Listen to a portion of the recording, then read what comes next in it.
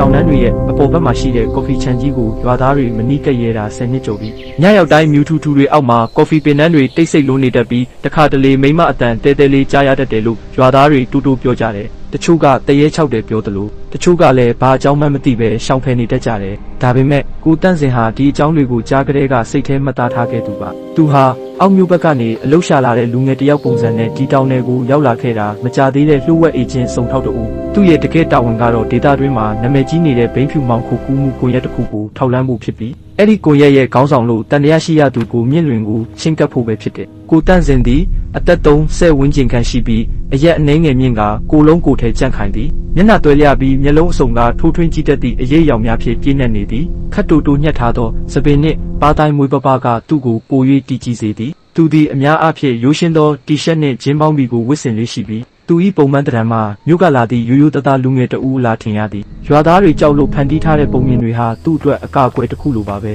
သူ့ရဲ့အတွေ့အကြုံအရဒီလိုပိုင်ရှင်မဲ့ခြံကြီးတွေမှာမတမာမှုတွေရှိတတ်တာကိုသူကောင်းကောင်းသိသည်ထို့အတူသူရင်ထဲမှာလည်းဤတိတ်ဆိတ်မှုနောက်ွယ်ကအမှန်တရားကိုဖော်ထုတ်ဖို့မငြိမ်မသက်ဖြစ်နေတတ်သည်တနေ့မှာတော့သူ့ရဲ့မစ်ရှင်အောင်မြင်မဲ့လမ်းဆောက်ပေါ်လာခဲ့တဲ့ကော်ဖီချန်ပိုင်ရှင်ကိုမြင့်လွင်ကိုယ်တိုင်ကညဆောင်အလုပ်အတွက်အလုပ်သမားလိုအပ်ကြောင်းခြံဝါနိုင်စာကတ်ထားသည်ကိုမြင့်လွင်သည်အသက်50ကျော်ခန့်ရှိပြီးခန္ဓာကိုယ်ထွားချိုင်းကဗိုက်နှင်းငယ်ပူသည်မျက်နှာဝိုင်းပြီးမျက်လုံးများကဆူးရှသည်အမြဲတစေပြုံးရနေတတ်တော်လဲသူ၏မျက်လုံးများကအရာရာကိုအကဲဖြတ်နေတကယ်သူခံစားရသည်သူသည်အများအားဖြင့်ပိုးသားရှက်အင်ဂျီနှင့်ပစိုးကိုဝစ်ဆင်လေးရှိပြီးခြေအိတ်နှင့်ဖနက်ကိုတည်တည်ချာချာစီးတတ်သူဖြစ်သည်သူ၏ပုံမှန်တံမှာအောင်မြင်သောလုပ်ငန်းရှင်တဦးလားထင်ရသည်သို့သောသူ့မျက်ဝန်းထဲတွင်နှဆိုင်သောမီးရောင်တစ်မျိုးကိုကိုတန့်စင်တွေ့လိုက်ရသည်တလ3သိန်းပေးမယ်ဆိုတဲ့စကားကကိုတန့်စင်အတွက်လုံလောက်တာထက်ပိုပါတယ်သူ့ရဲ့တကယ်ပန်းတိုင်ကကိုမြင့်လွင်နာကိုရောက်ဖို့ဖြစ်လို့ဒီအခွင့်အရေးကိုလက်လွတ်ခံလို့မဖြစ်ဘူးလက်မှတ်ရေးခိုင်းရင်ကိုမြင့်လွင်ကမေးလိုက်တယ်ညတွေမကြောက်ဘူးလားကိုတန့်စင်ပြုံးပြီးကြောက်เสียရှိမှကြောက်မယ်လို့ရဲရဲတင်းတင်းပြန်ဖြေခဲ့တယ်